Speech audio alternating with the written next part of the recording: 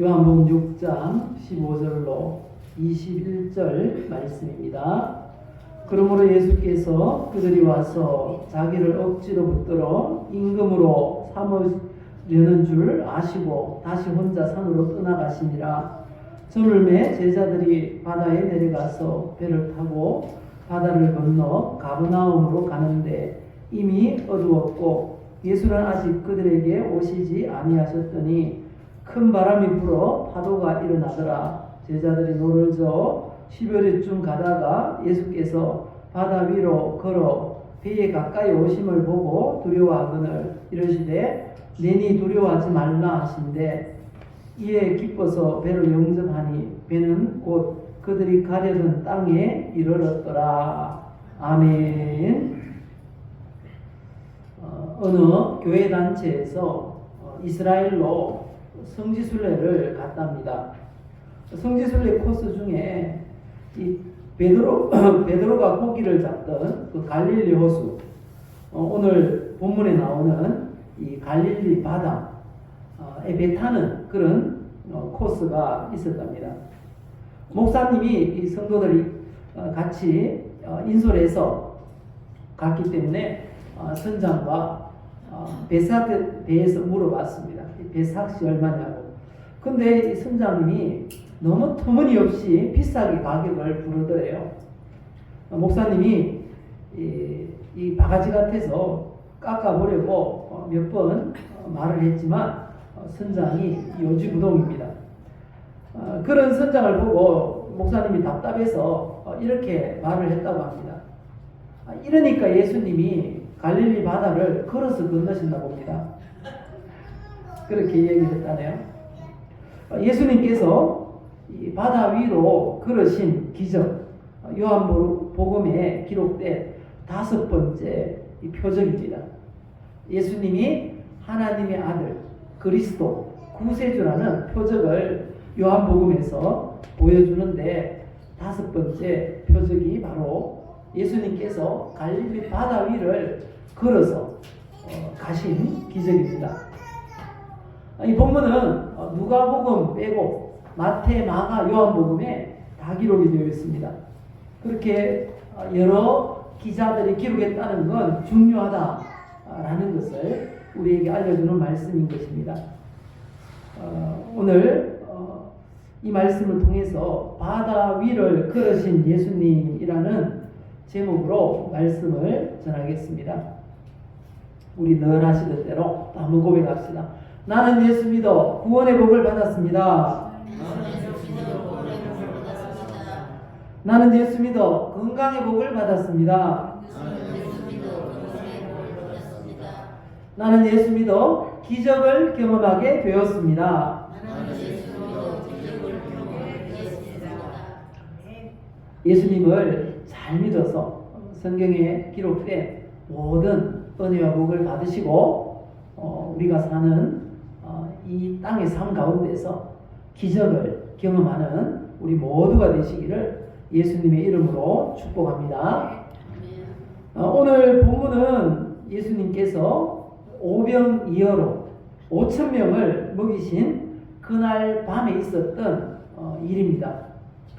예수님이 그리스도, 구세주이시고 하나님이라는 사실을 이 표적을 통해서 보여주셨습니다. 본문의 내용을 보면 예수님께서 이 오병이어의 기적을 행하시자 그곳에 모인 무리들이 억지로 예수님을 임금으로 삼으려고 했습니다. 그러자 예수님께서 얼른 산으로 기도하러 올라가시고 제자들은 배를 타고 갈릴리 바다 건너편 가버나움으로 가도록 했습니다. 그런데 제자들이 배를 타고 이 바다를 건너가는 과정에서 예상치 못한 아주 강한 바람을 만나게 되었습니다. 배가 바다 가운데서 멈춰서 더 이상 가지 않는 것입니다. 예수님께서 이 제자들이 위기에 빠진 것을 보시고 바다 위를 걸어서 제자들이 탄 배까지 찾아오셨습니다. 그리고 바람이 멈추었고 제자들과 함께 가버나움으로 안전하게 도착했다라는 내용이 오늘 말씀입니다. 성경은 예수님께서 이 바다 위로 걸으신 이 사건을 통해서 우리들에게 주시고자 하는 교훈이 있어요. 그게 뭔지 이 시간 살펴보겠습니다. 그 첫 번째는요, 예수님은 영광의 자리는 피하시고 사명의 자리에 있기를 원하시는 분이라는 것입니다. 오늘 본문 15절 말씀을 우리 같이 읽어보실까요? 그러므로 예수께서 그들이 와서 자기로 억지로 붙들어 임금으로 삼은 줄 아시고 다시 혼자 산으로 떠나가시니라. 예수님께서 오병이어로 약 2만 명, 장정만 5천 명이니까요. 여자 어린아이 합치면 좋기 2만 명이 넘는 큰 무리를 이 오병이어로 떡 5개 물고기 2마리로 다 먹이셨어요. 그리고 남은 걸 모았더니 12광줄이나 되었다. 그렇게 말씀하시잖아요. 그 사건을 경험하고 나서 예수님을 임금으로 삼으면 굶어 죽을 일은 없겠구나 생각했던가 봐요. 그래서 예수님을 억지로 붙들어서 임금 삼으려고 했습니다. 예수님은 그 무리들의 생각을 아시고 얼른 산으로 혼자 기도하러 올라가셨습니다. 그리고 제자들은 배를 타고 바다 건너편으로 가라고 그렇게 말씀하셨습니다. 그런데 이 무리들이 그렇게 예수님을 환영하고 왕 삼으려고 추종하는데 이 제자들은 따로 이 바다 건너로 보내시고 예수님 자신은 또 그 무리들을 피해서 혼자 산으로 기도하러 가신 것, 그 사실을 보면 제자들이 아마 이해가 안 되었을 수도 있을 것입니다. 왜냐하면 이 자신들이 그 훌륭한 스승, 이 떡 5개, 물고기 2마리로 2만 명 가량의 큰 무리를 먹이시는 기적을 행하신 그분의 제자라는 게 너무 자랑스러웠을 거예요. 우리 스승은 말이야, 이런 것도 하실 수 있어. 아주 어깨에 뽕이 들어갔을 거예요. 그런데 예수님이 그 영광의 자리를 칭송받고 그리스도구나 라고 많은 사람들이 생각할 수 있는 절호의 기회인데 그걸 다 뿌리치시고 예수님은 산으로 올라가시고 제자들은 바다 건너 가버나움으로 가라고 하시니까 어쩌면 원망스러웠을 수도 있었을 것입니다.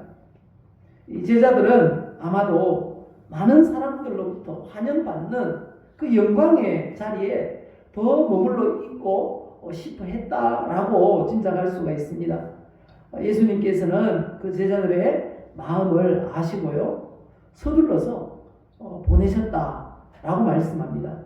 마가복음 6장 45절에 보니까요, 예수께서 즉시 제자들을 제쳐가사 자기가 무리를 보내는 동안에 배 타고 앞서 건너편 벳세다로 가게 하시고라고 말씀하십니다. 예수님께서 즉시 그 무리들의 마음을 아시고 즉시 그리고 제쳐가사 막 서둘러서 이 무리들을 쫓아보내는 거예요. 돌아가라 쫓아보내시고 그리고 제자들은 또 재촉했어요. 배 타고 빨리 건너가도록 재촉해서 배로 태워보내고 또 예수님 자신은 산으로 기도하러 올라가시고 그렇게 했다는 내용이 여기에 기록이 되어 있는 것입니다. 예수님께서 오병이어의 기적을 행하신 후에 왜 그렇게 서둘러서 그렇게 제자들을 보내시고 또 본인은 그 영광의 자리를 피해서 그렇게 기도하러 가셨을까요? 그 이유는요, 예수님께서 계셔야 할 자리가 영광의 자리가 아니라 십자가를 져야 되는 그 사명의 자리라는 것을 항상 기억하고 계셨기 때문인 것입니다. 그리고 제자들도 있어야 할 곳이 영광의 자리가 아니라 사명의 자리이기 때문인 것입니다. 예수님께서 사역을 하시면서 많은 사람들의 환영을 받는 그런 순간들이 많이 있었습니다. 병자들을 고쳐주시고 이처럼 기적을 행하면 많은 사람들이 추종을 하고 그렇게 따랐습니다. 그럼에도 불구하고 예수님은 한순간도 예수님이 이 땅에 오신 목적을 잊어버리지 않았다는 겁니다. 예수님이 이 땅에 오신 목적이 뭘까요? 마가복음 10장 45절에 말씀합니다. 굉장히 중요한 그런 말씀이에요. 우리 같이 읽어보십시다. 인자가 온 것은 섬김을 받으려 함이 아니라 도리어 섬기려 하고 자기 목숨을 많은 사람의 대속물로 주려 함이니라. 아멘. 바로 이 목적을 항상 기억하셨기 때문에 그 영광의 자리에 머물러 있지 않았던 것입니다. 그리고 예수님께서 제자들을 부르신 목적도 예수님을 본받도록 하기 위해서라고 말씀하세요. 로마서 15장 5절 이하에 보니까요. 이렇게 말씀합니다. 하나님이 너희로 그리스도 예수를 본받아 라고 말씀하세요. 본받도록 하셨다는 겁니다. 본받아서 어떻게 하라고요? 6절에 보니까 예수 그리스도의 아버지께 영광을 돌리게 하려 하노라. 예수님께서 제자들을 부르신 목적도 예수님을 본받아서 하나님께 영광을 돌리는 일이라는 것입니다. 그것 때문에 부르셨다는 거죠. 사도 바울은 이 사실을 잘 알고 있었습니다. 그래서 사도 바울은 자신이 가지고 있었던 그 기득권을 다 내려놓았어요. 이 사도 바울이 어떤 사람인가를 빌립보서 3장에 보면 잘 말씀하십니다. 이 사람은요 정통 유대인입니다.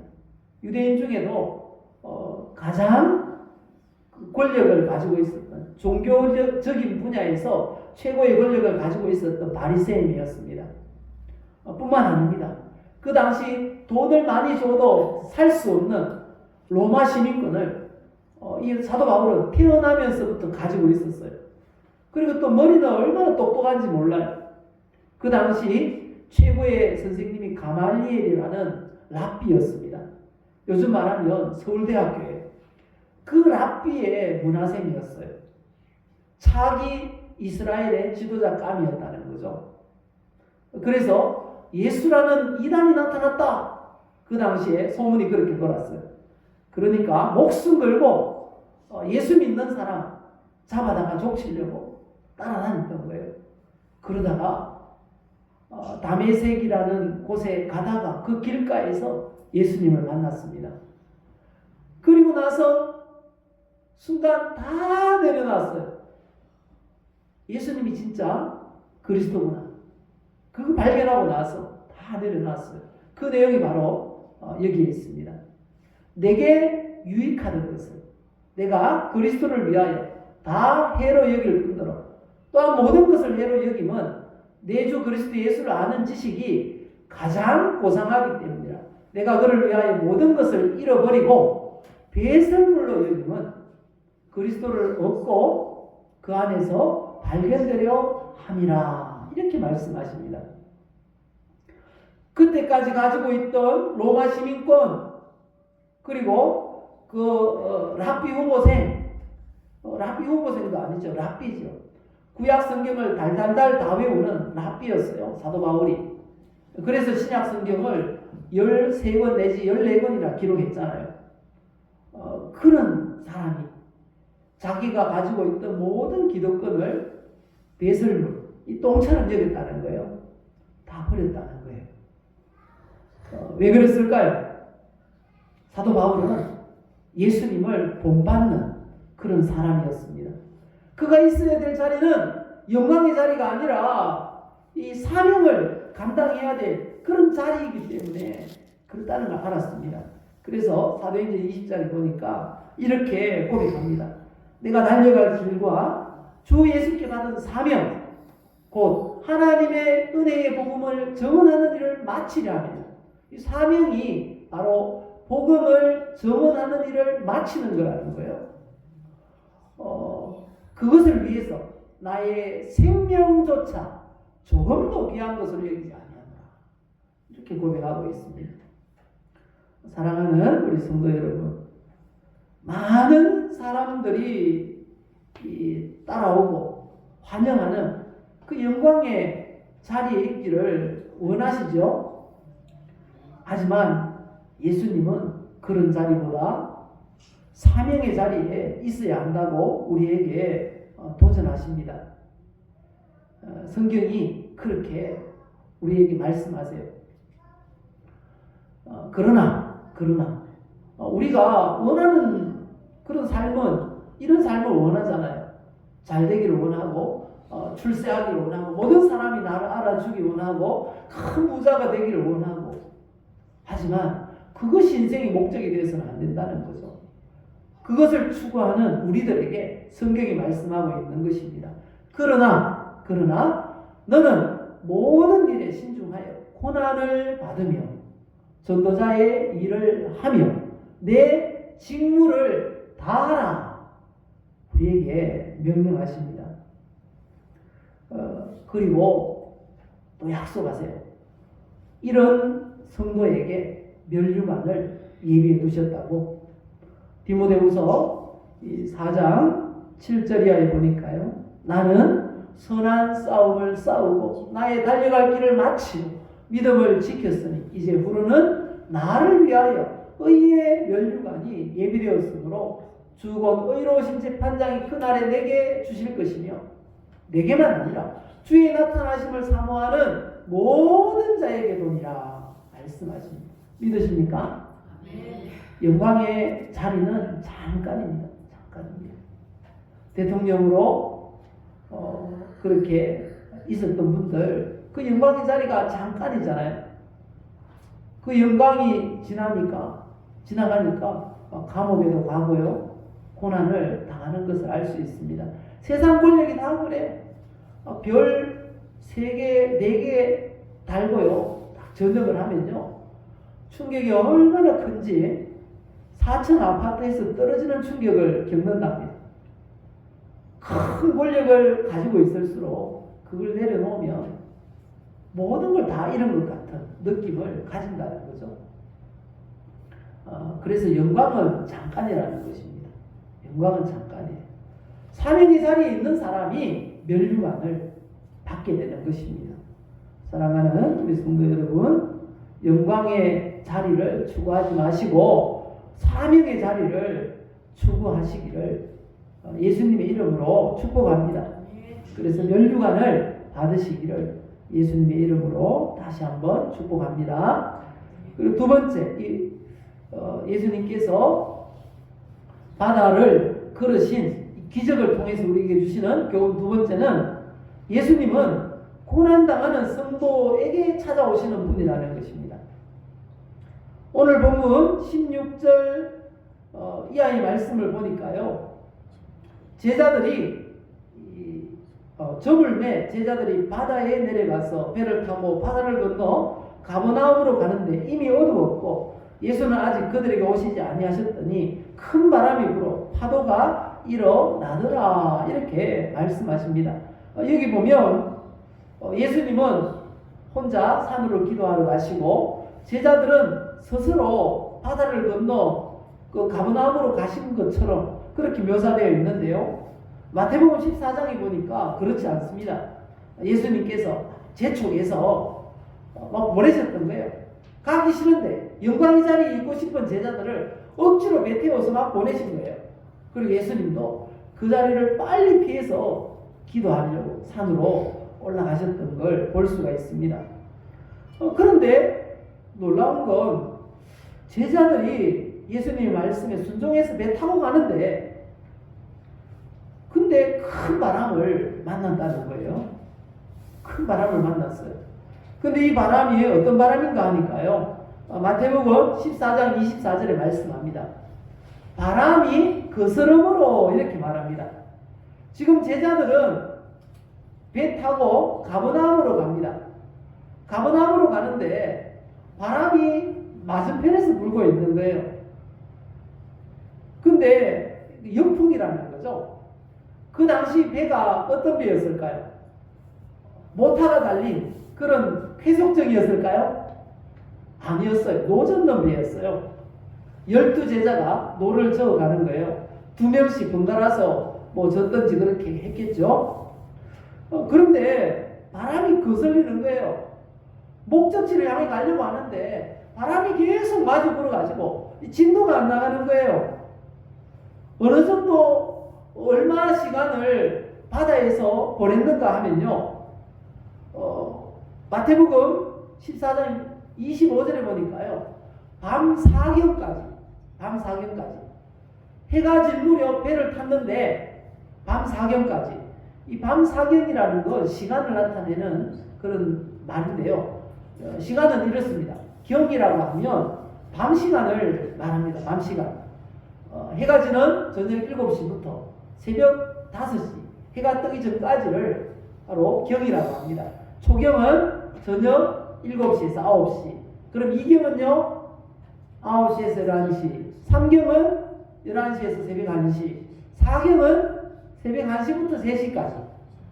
바로 이 시간인 거예요. 그러니까 봅시다. 저녁 7시에 배 탔어요. 근데 갈릴리 바다 한가운데 갔는데 바람이 거꾸로 불어요. 아무리 노를 저어도. 마가복음 6장 48절에 보니까요. 힘겹게 노를 젓는 것을 예수께서 보셨다고 그렇게 말씀하세요. 바람이 계속 부니까요. 밤에 보이지도 않잖아요. 그때 후레쉬가 있었겠습니까? 뭐가 있었겠습니까? 아무것도 없는데 이제나 도착할까 싶어가지고 계속 노만 젓고 있는 거예요. 몇 시간째? 최소 6시간에서 7시간. 계속 노를 젓고 있는 거예요. 밤 4경까지. 초저녁부터. 그렇게 노만 젓고 있어요. 근데 놀라운 사실은요. 그 배에 12제자 중에 최소한 4명은 그 갈릴리 바다에서 어부 생활을 하면서 먹고 살던 사람들이에요. 그런데 그 역풍이 부니까 못 빠져나가는 거예요.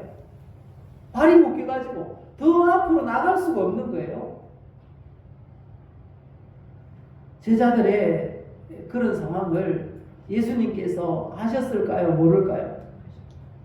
다 하셨어요. 산에서 기도하시면서 다 이 제자들이 어떻게 하고 있다는 걸 아셨을 거예요. 그런데 왜 그렇게 6시간 내지 7시간 동안 제자들이 그렇게 힘겹게 노만 젓고 있는데 예수님이 빨리 가시지 않았을까요? 예수님은 기도하며 하나님과 깊은 교제를 하는데 그 시간을 멈추기가 싫었던 것 같아요. 하지만 예수님은 항상 제자들에게 관심을 가지고 있었어요. 그래서 그들이 지쳐서 포기할 때쯤에 어쩌면 그때 가신 거예요. 서둘러 가기 위해서 예수님께서 어떻게 하셨다고 합니까? 걸어서, 바다 위를 걸어서 그렇게 가셨다 말씀하십니다. 우리 주님은 다 아시는 줄 믿습니다. 우리도 인생을 살아갈 때 보면 조금 더 나은 삶을 살고 싶은데 열심히 노를 젓는데 앞으로 나가지 않는 거예요. 또 삶이 나아지지가 않는 거예요. 왜 힘겨워하고 있어요. 그렇게 하고 있는 모습을 우리 주님이 아실까요? 모르실까요? 제자들이 힘겹게 노를 젓고 있는 것 다 아셨어요.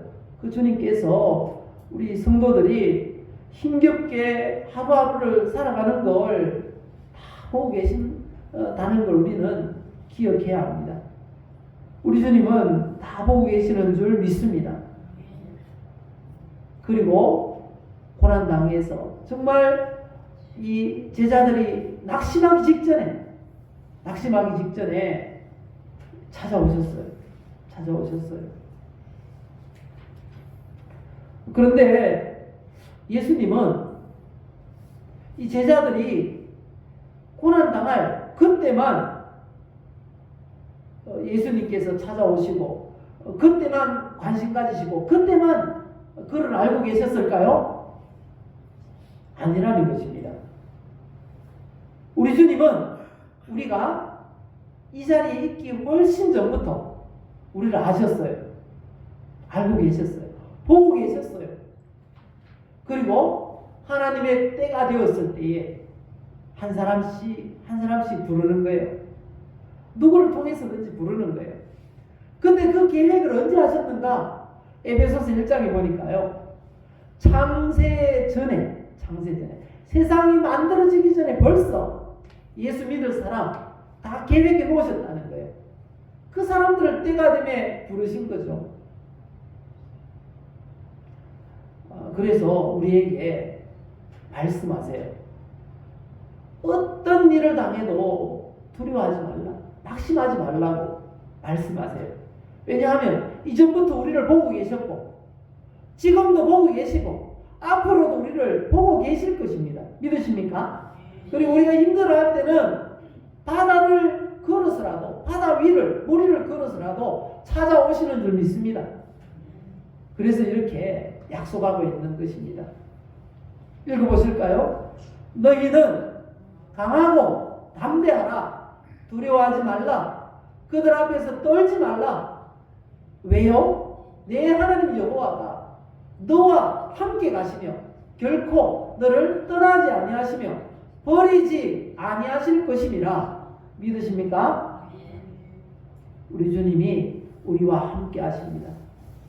함께 동행하십니다. 떠나지 아니하시고 버리지 아니하실 것입니다. 믿으십니까? 우리 주님의 손을 잡고 일평생 주님과 동행하시기 바랍니다. 혹시 지금 막 너무 잘 나가는 분 계십니까? 막 계획하는 일이 잘 돼, 형통해요. 그런 분 계십니까? 그렇다고 너무 좋아하지 마세요. 인생은 그렇게 잘 나가는 그런 시절만 있는 게 아니라는 거예요. 인생은 굴곡이 있다는 거예요. 오르막이 있으면 내리막이 있다고 성경이 말씀하세요. 그게 인생이라고 말씀하십니다. 그래서 이렇게 권면하세요. 형통한 날에는 기뻐하고 공고한 날에는 되돌아보아라. 이 두 가지를 하나님이 병행하게 하사 사람이 그의 장래일을 능히 헤아려 알지 못하게 하셨느니라. 사람에게는 형통한 날도 있고요, 공고한 날도 있다는 거예요. 두 가지가 항상 병행한다는 거죠. 근데 그걸 알지 못하게 하셨다는 거예요. 그래서 하나님 손잡고 가야 돼요. 예수님 손잡고 가야 됩니다. 우리 인생은 혼자 갈 수 없습니다. 그렇게 생각하십니까? 예수님 손잡고 가시기를 바랍니다. 예수님 손잡고 예수님 손잡고 우리가 고난 당할 때 주님 끌어주시는 주님의 능력으로 이겨내시고요. 주님 손 놓지 마시고 끝까지 걸어가는 우리 성도들이 되시기를 예수님의 이름으로 축복합니다. 마지막 세 번째 교훈입니다. 예수님은 목적지에 도착하도록 하시는 분입니다. 믿으십니까? 오늘 본문 말씀 보시니까요. 21절이네요. 21절에 이렇게 말씀합니다. 그들이 가려던 땅에 이르렀더라. 그들이 가려던 땅에 이르렀더라. 예수님이 찾아오시고 배에 오르시자 그들이 가려던 땅에 도착하게 되었다는 것입니다. 예수님께서 어떻게 이 제자들의 배로 이동하셨다고 하십니까? 예, 바다 위로 걸어서. 그런데 그 내용을 마태복음 14장에 조금 더 자세하게 이렇게 기록하고 있습니다. 밤 사경에 예수께서 바다 위로 걸어서 제자들에게 오시니 제자들이 그가 바다 위로 걸어오심을 보고 놀라 유령이라 무서워하며 소리 질렀다. 그렇게 말합니다. 우리는 안 그렇겠습니까? 밤 1시부터 3시 사이니까요. 제일 캄캄하고 추울 때잖아요. 안 그래도 진도가 안 나가고 지금 어디까지 왔는지도 모르는데 누가 하얀 옷을 입고 물 위로 다가오고 있는 거예요. 유령이다. 기절할 거예요. 기절할 거예요. 그러니까 예수님께서 급히 말씀하십니다. 난이 두려워하지 말라. 난이 두려워하지 말라.